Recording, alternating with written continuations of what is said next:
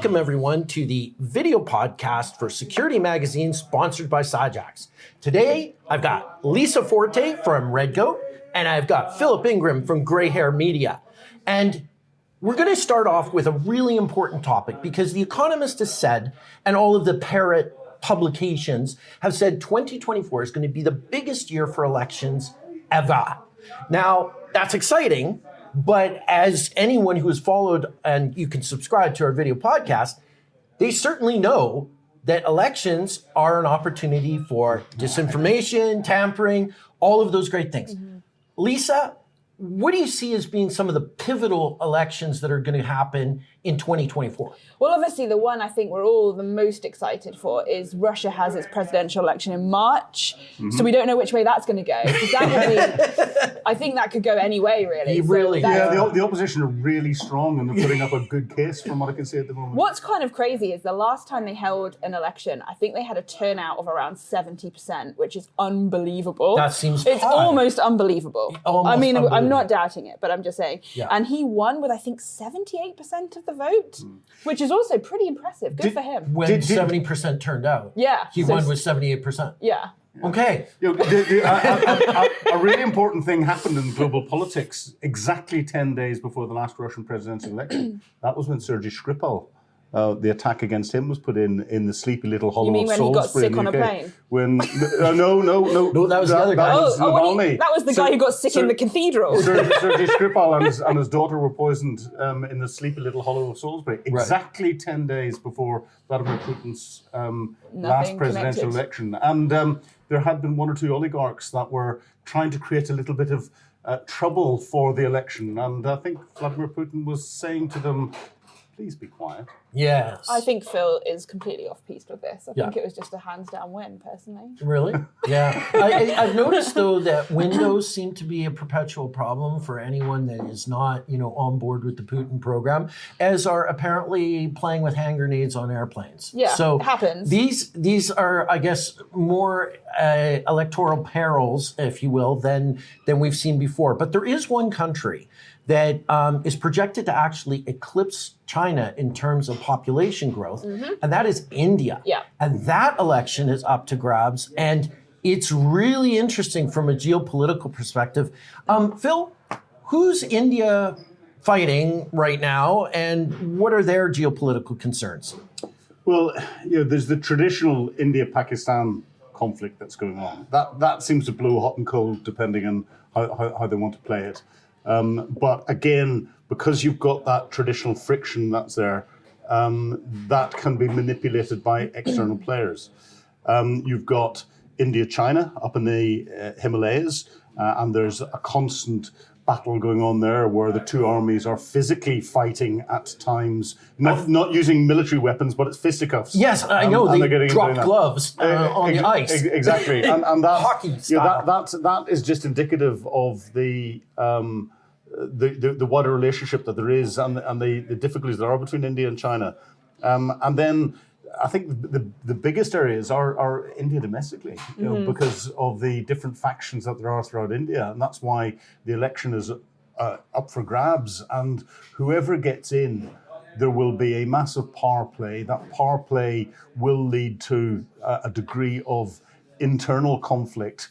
But again, internal conflict with potential external factors that are coming in as well is sitting there for those countries that enjoy manipulating what's going on. It gives them a perfect opportunity, yet another opportunity. And I think that there's some real parallels to be drawn between India and Brazil. So Brazil a few years ago went through their elections, and that I think was a really interesting test of influence operations as well, because when Brazil went through their elections, Meta at the time sort of said that they were putting it as a top priority and they were going to do all of this stuff.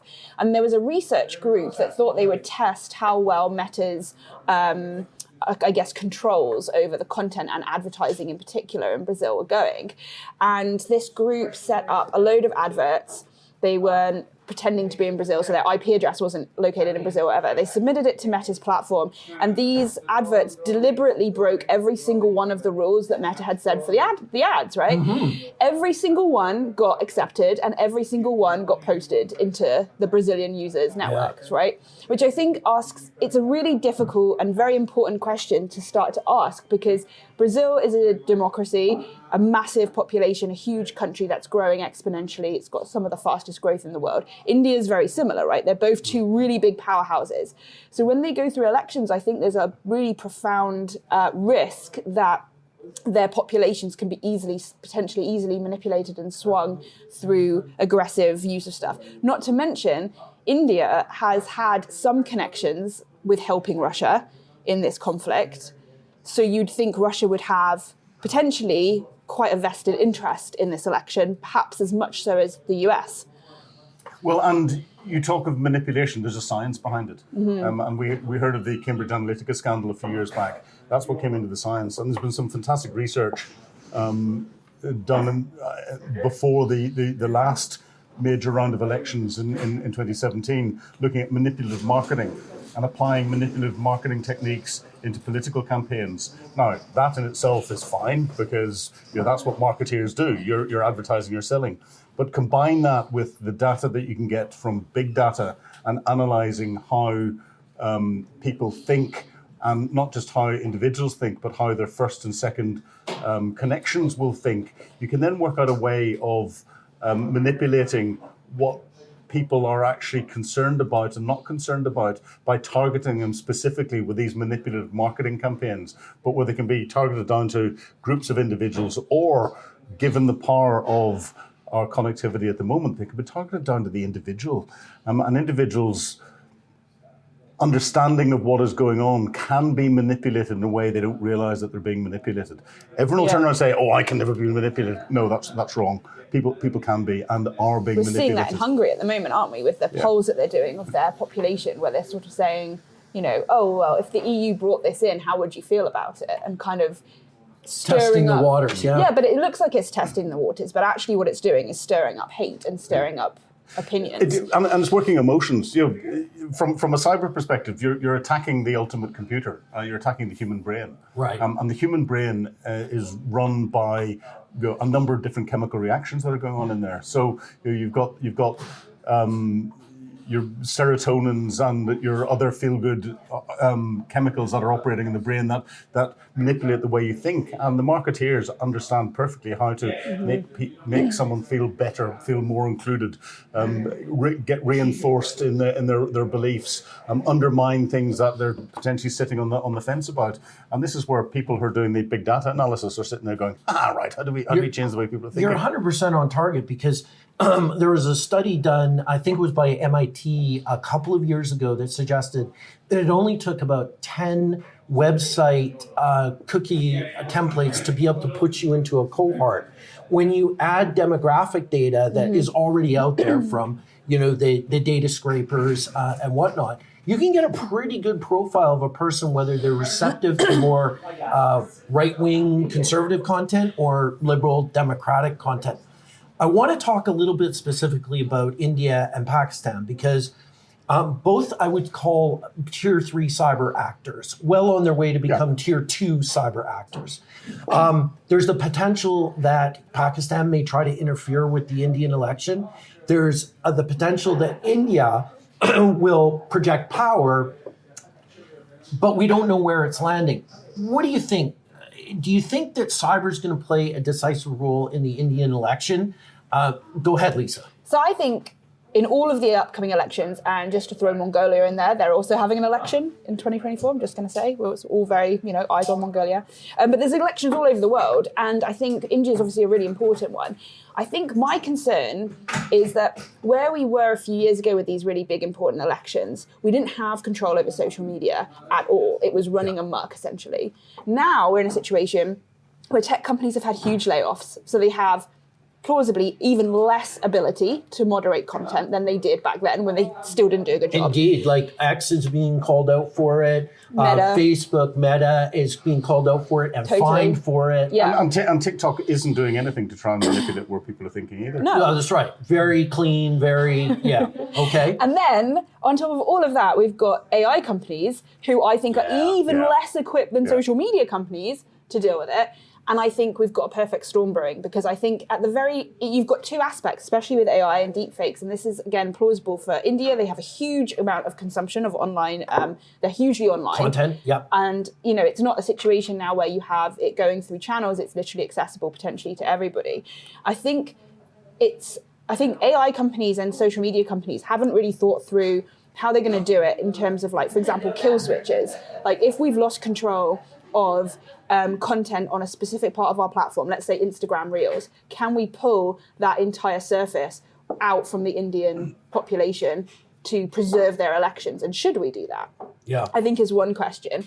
But I also think that these AI companies are not equipped from a governance perspective, let alone how they actually run and manage the platforms that they operate, to police the situation. And I think we're in a really dangerous territory, because it would be so easy, and as you've spoken about, you work out what the issues are that get you going, oh, I'm really angry about that, or whatever, and we know that anger motivates people a lot to vote in a specific way. Very easy to do when the society is built on very conservative elements, but also folks that want to liberalize things, and you have that polarity, which leads to internal. Phil, the question I have for you, do you think, and it's sort of like pick your own poison here, nationalistic Indian government in 2024 post-election, pro-West or pro-East? Where do you think it's going to land? I think whichever government gets in, whenever they get in and realize what's going on around the world, and we're seeing this in Indian longer-term military procurement, they're recognizing that there's a growing threat in Southeast Asia and in the Indian Ocean region and all the rest of it, which is why they are trying to get into the blue water power projection capability to counter what's happening with a lot of the other countries that are working in that area. Because effectively, by population size, they should be the biggest influence that there is in the region. And they're beginning to realize that. So whichever government gets in, they will see that they need to pivot that way, and they'll be very carefully looking at who they should play with. I think what's been going on between Russia and Ukraine, and traditionally India has been a purchaser of an awful lot of Russian military equipment. I think anyone who's been a purchaser of Russian military equipment is seeing how badly it's doing. And they're also seeing that the longer-term supply chains just don't exist anymore. Russia can't afford to do that. So India is going to have to look elsewhere for its military capability and upgrade its military capability. Who are the other players that are out there? Korea. It could potentially look into Korea. South Korea has been supplying the Polish army.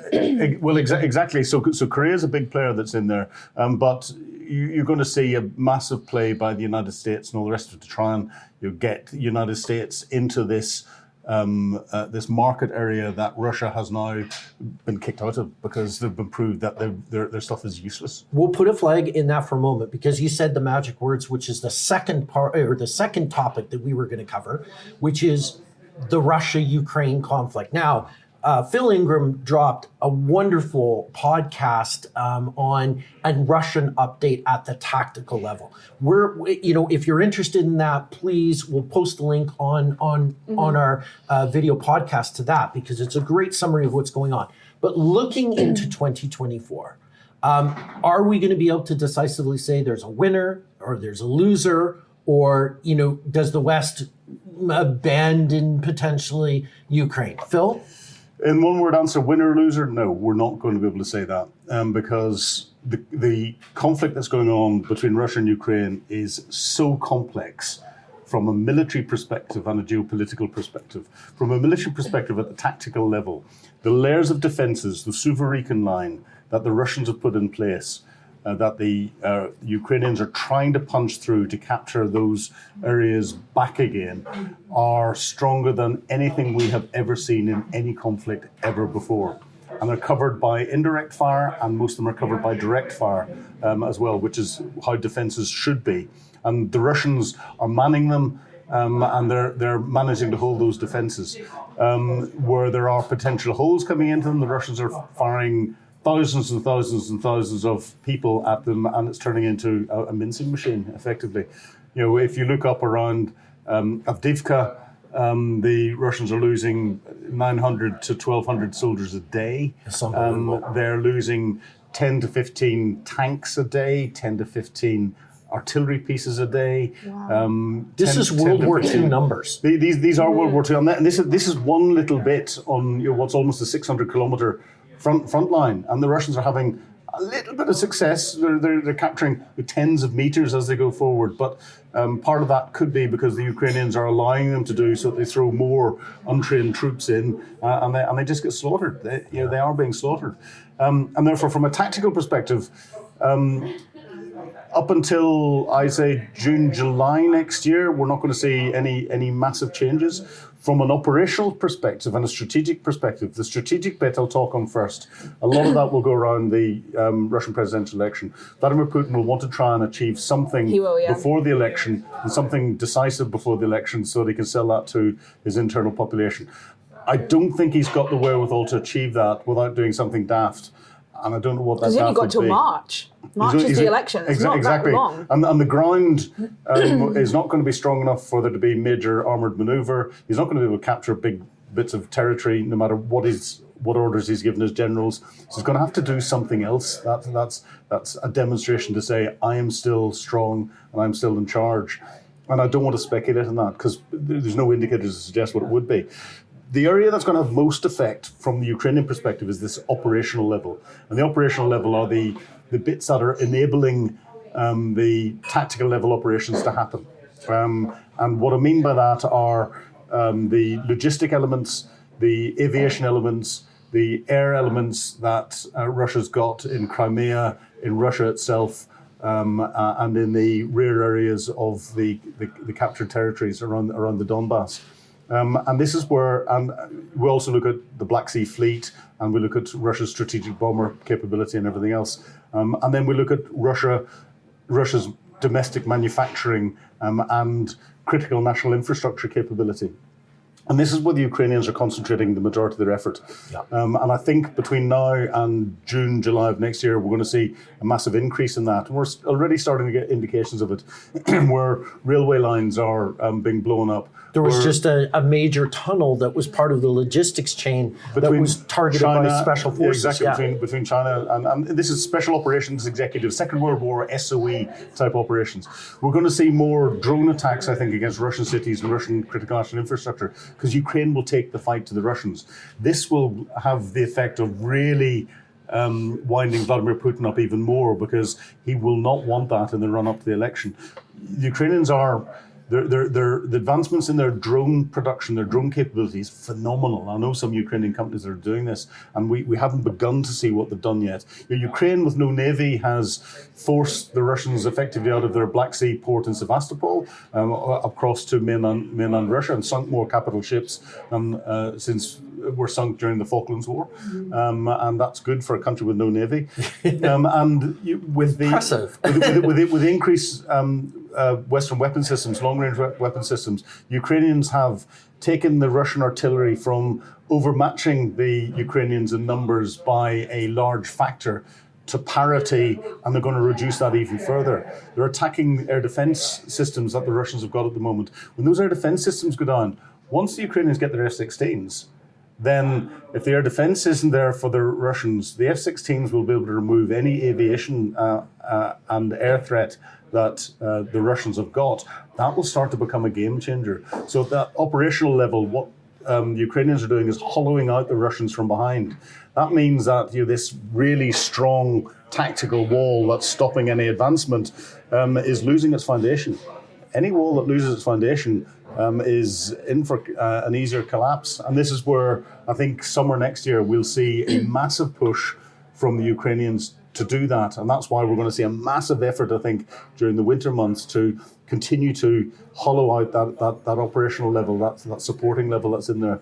Because what the Ukrainians will want to do is make sure that they have got something more decisive on the ground. They've got a greater level of momentum and are taking more territory back before the US presidential elections, which we haven't mentioned yet. And we're going to mention that in another segment at the end of this. But Lisa, cyber operations then. If we have sit streak right now between Russian forces and Ukrainian forces, with Ukraine basically, as Phil said, hollowing out the back, what are the Russian affiliated and cyber forces going to be doing, do you think? Well, I would say that in contrast to the military, the Russian hacktivist groups are doing exceedingly well. Yeah. And actually, we've seen almost a complete opposite image.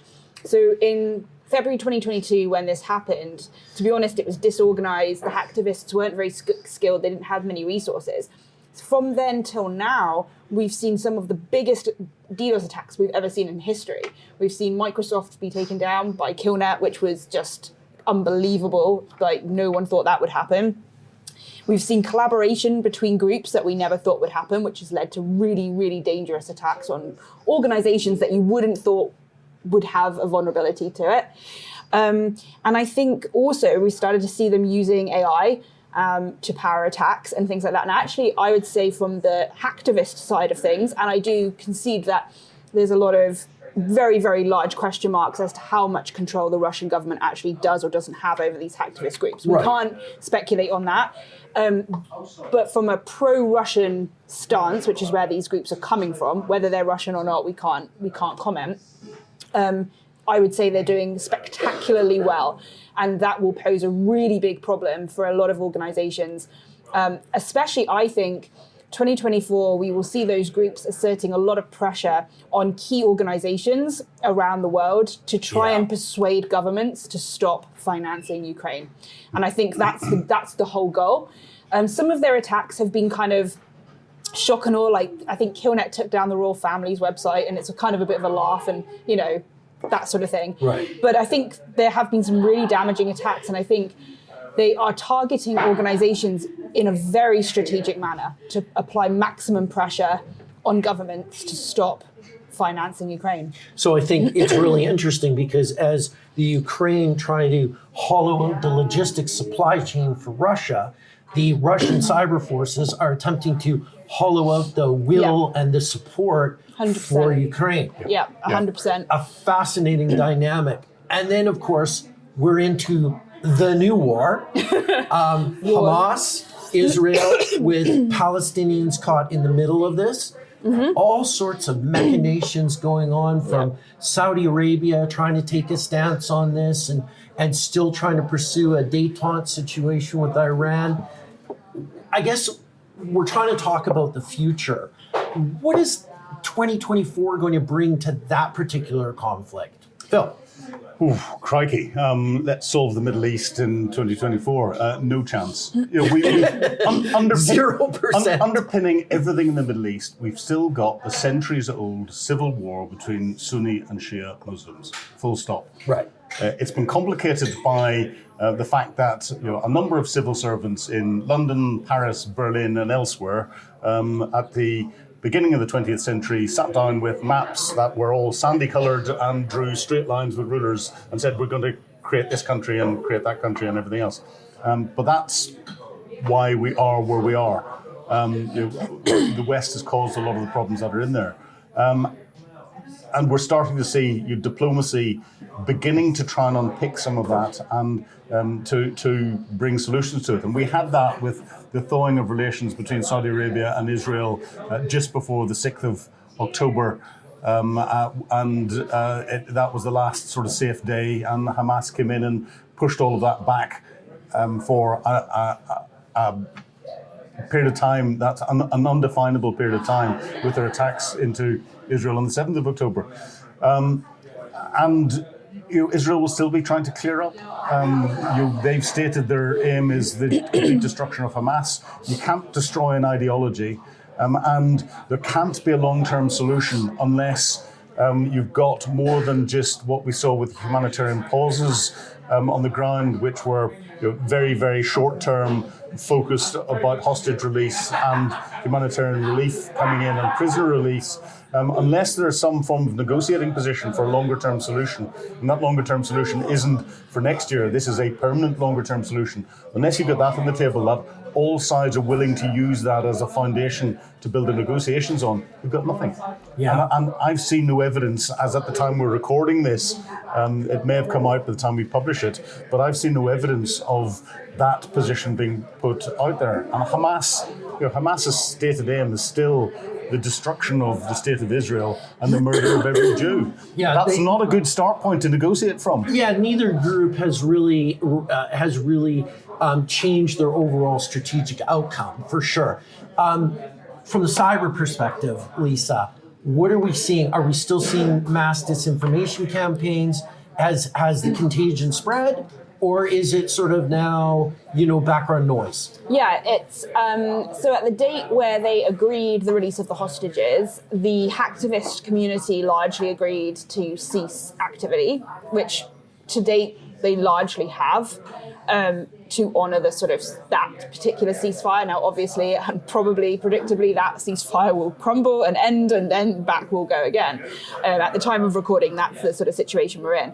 What's really interesting, though, is Iran in this. Yes. And so I've been fascinated by Iran for a number of years. And Iran I think, poses the most danger in this situation of everybody. And the reason for that is they are extremely self-controlled, self-disciplined, and they know when to act and when not to act. And we've seen this before. So Israel, just before the last US presidential elections, just before Trump got out, Israel went in a very provocative way into Iran and killed people in Iranian territory. Right, Something which every country in the world would absolutely lose their mind over if that happened to you. And my suspicion is they did that hoping that Iran would retaliate, America would get involved before Biden came in, so under the Trump administration, where Iran didn't do that. They did absolutely nothing, and they said, no, okay, well, that's what you've done, we're not doing anything. And this is something we see from Iran a lot. They're very, very good at going, I know what you're trying to do, we're not going to do that, we're going to play on our terms. And I think that's what makes them so dangerous.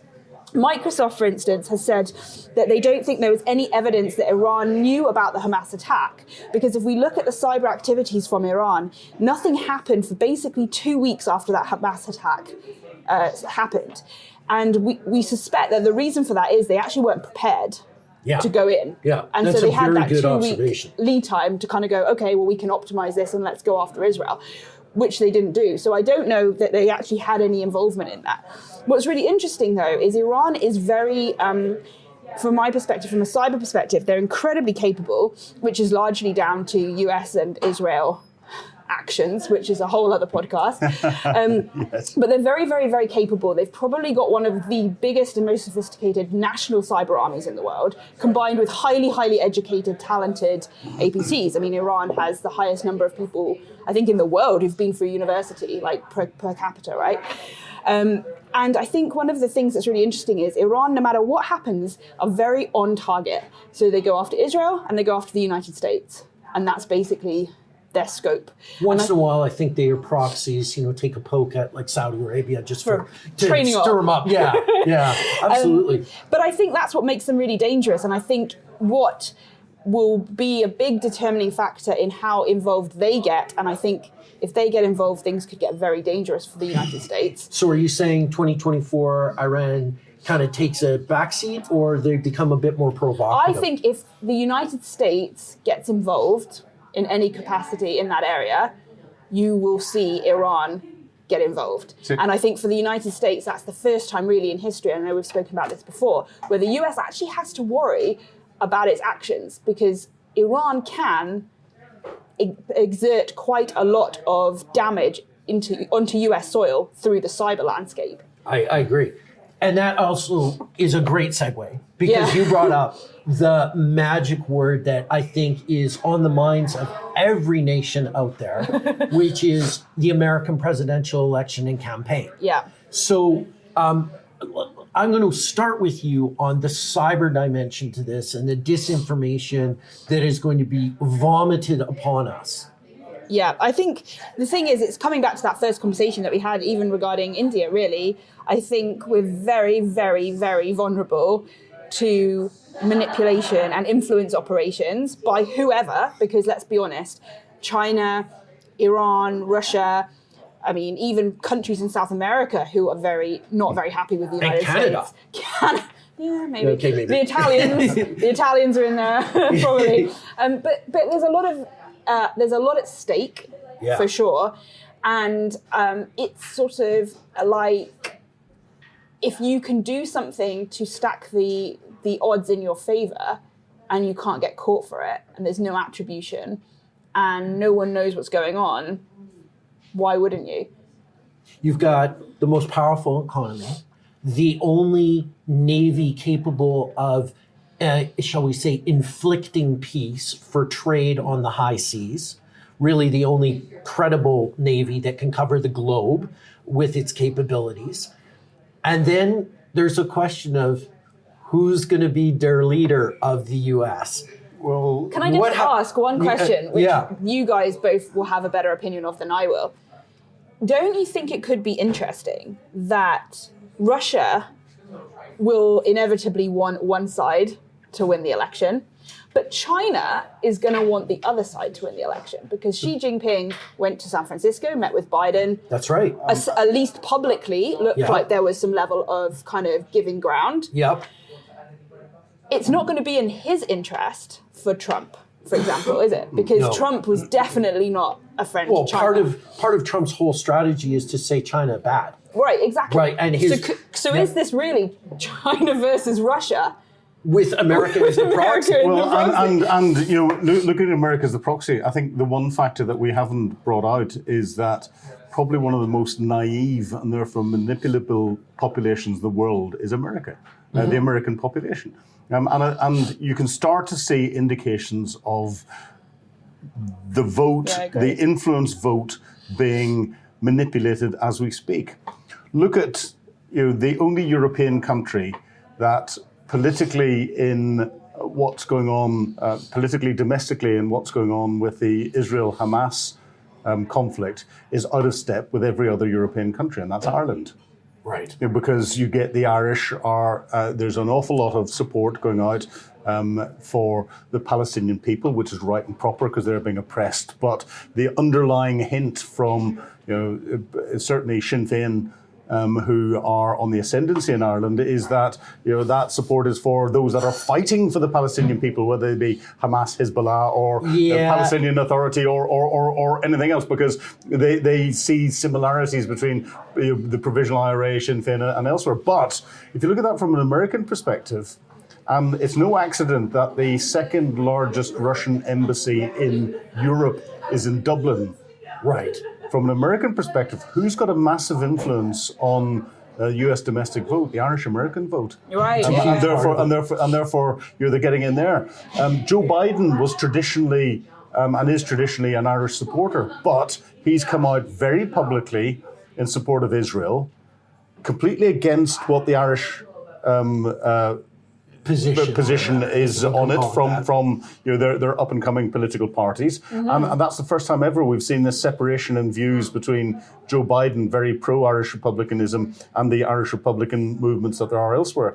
And I would argue that there's a real potential that a lot of this is being stirred because of the influence that it will have on the Irish American vote. We will see that manipulation. It's not going to happen 6 weeks before the election or 2 weeks before the election. It started already, and it started a couple of years ago. So we'll see it building up to a crescendo. And I think what we're seeing at the moment is one of those build-ups that's there. And we're going to see an awful lot more.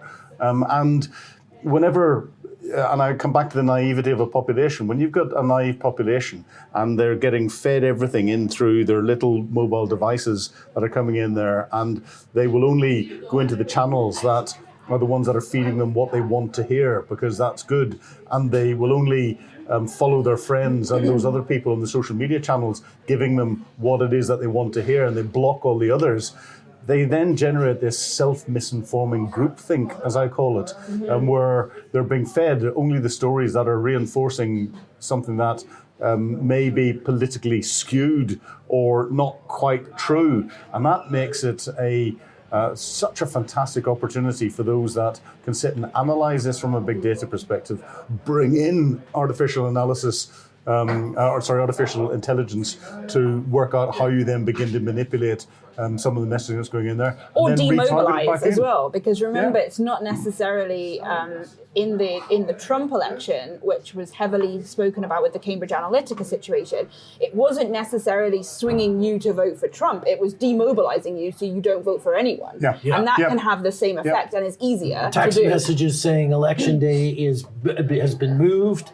Election, the poll that you should go to is this other one. It's all a fraud. Yeah, there's no point. Why go out? Why waste your time and going and voting in this? Because there's no point. Exactly. It's all been pre-decided. Yeah. Blah, blah, and everything. And we've seen that beforehand. And I think we're going to see that with all of the elections around the world writ large. Yeah. And again, the major player behind it, of all of them, I think, will be Russia. Yeah. And it could easily turn into this Russia-Chinese spat as to who's trying to control it. Because from a geopolitical perspective, Western countries are thinking in presidential or prime ministerial or parliamentary cycles, whereas Russia, China, Iran, Saudi Arabia are thinking in multi-generational cycles. And let's not leave, crazy North Korea out of this either, because the well, you always have to have the little mad bad child sitting there with a few nuclear weapons that might even stir things up even a bit more, being manipulated, and he is being manipulated by Iran and by Russia in particular, because he's now seeing hard cash coming in, which he's getting from Russia for supplying them with thousands of container loads of weapons, because Russia has lost its capacity to produce its own. And we're seeing North Korean weapons turning up in Iran as well. So that link is very clear and will get clearer. I want one piece that I think is really important, and Lisa's perfect for this because of her background. From the legal perspective now, given that Trump is facing all sorts of charges in state and federal thing, is he still a viable candidate in your mind, or do you think he'll be locked up? It's very difficult because, like you were just saying, in a sense, we're all pretty politically aligned for the most part. And I would like to say, yes, he'll be locked up. Of course he is. I believe in justice. I believe in justice being done. What I've learned over the last probably 5 to 6 years, or really since 2016, really, is that election. Yeah, that election. Is that actually what I think is a clear-cut, this must be the situation, actually isn't. And really it comes down to what you were saying. Largely, that's because the people who I talk to are ex-lawyers or whatever, the publications I read on that side of the spectrum. And so my belief system is, well, there's absolutely no way he won't go to jail, and there's absolutely no way he's going to be elected as the president. Yeah, actually, the past 5 years has taught me he's probably going to be president in January 2025. Okay, so that's your call. Phil, what do you think? Well, I think, there's who you want, and then there's hopefully who you get. And this is where in a true democracy you've got a separation of powers. You've got a separation of the judiciary from the legislature, and we don't see that in the United States. The judiciary, the Supreme Court, are all political appointees. So that's where there's real difficulty. And I think there's some very clever moves going on at the moment to try and make sure that if Trump gets prosecuted successfully, that he will go to jail. Because if they're federal prosecutions, he can pardon himself if he gets elected as president. Yeah. If they are state prosecutions, he can't. No. So if he gets found guilty in any of those. Now, where the law is on if he's prosecuted and found guilty under state legislation and put into state prison, if he still gets elected to be president, where does that stand? And I think that's something that people just hadn't thought of. I think it's like, mentioning democracy. It's like, It's like Plato's Republic. But Just carries on and on and on. We've had that in the UK. We go back to the hunger strikers in Northern Ireland. Bobby Sands was elected to the UK Parliament whilst he was on hunger strike and in prison. Yeah. And therefore, in democracy, this isn't anything new. It's very worrying when it comes to be the president of supposedly the well, as I said, free people of the Plato world. called it. Yeah. Quite a long time ago. And who's sitting there rubbing his hands in glee with a very large glass of best Russian vodka over ice and a white cat on his knee behind a big oak desk in Moscow? Vladimir Putin's going, yes, bring it on.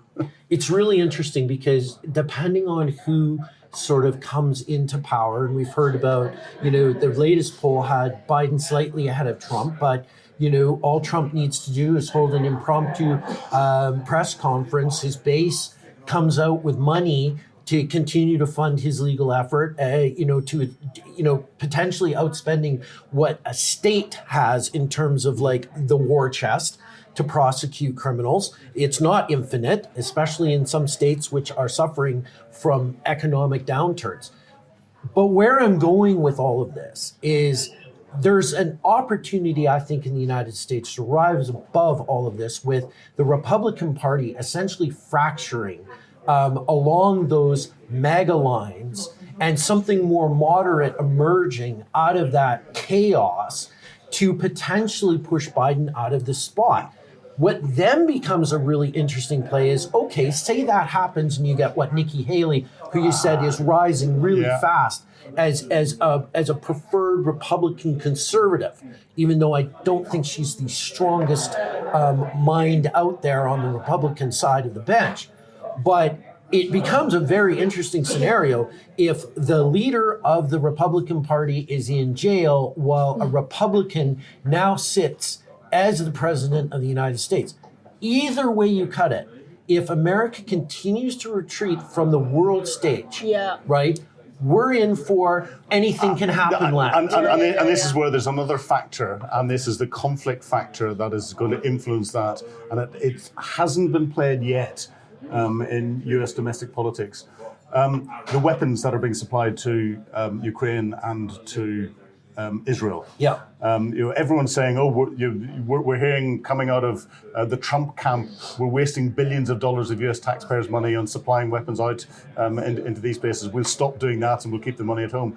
Actually, who's making money out of the supply of weapons?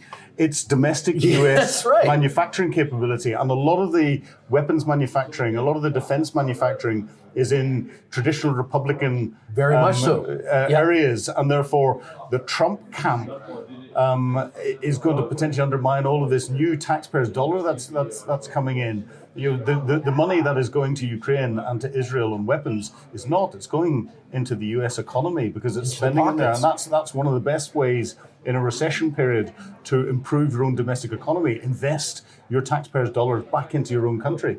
And that, I think, will start to play out domestically. Russia won't like that. They'll try everything to undermine it.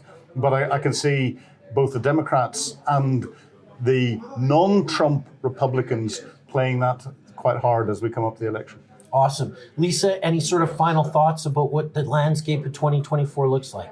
I think we've seen a massive shift in spheres of influence in the last couple of years, which are really interesting. The US has largely lost theirs for the most part, I think. Certainly South America and a lot of the other areas, as we've spoken about before, I think they've largely lost theirs. Russia has largely lost theirs too, which is really interesting because that's two of the three superpowers who are now not off the table, but are underneath the table, diminished. And I think that will change things in the next few years quite substantially. And I'm not sure they've now got the ability to either country, either Russia nor America, to get that back.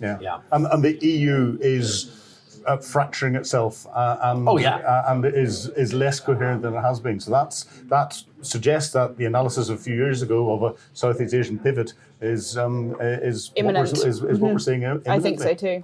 Well, there you have it. The 2024 drop in terms of what we think is going to happen across the globe and all of the exciting things. So we'll see you again soon.